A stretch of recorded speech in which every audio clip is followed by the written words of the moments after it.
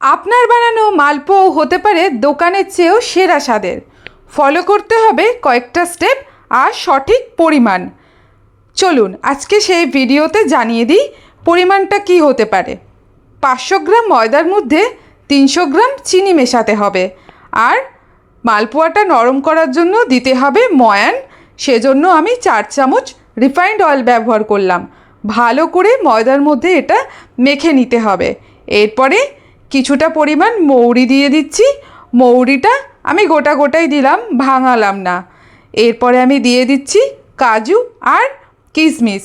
এটা আমি কুচি করে কেটে 10 মিনিট মতো ভিজিয়ে ভালো করে ধুয়ে মিশিয়ে দিচ্ছি। ভালো করে মেশানো হয়ে গেলে এবারে দিতে হবে দুধ। দুধটা অল্প অল্প করে মেশাবেন, মিশিয়ে ভালো করে হাতের সাহায্যে গোলাবেন, নাহলে ময়দা কিন্তু দলা পাকিয়ে যাবে।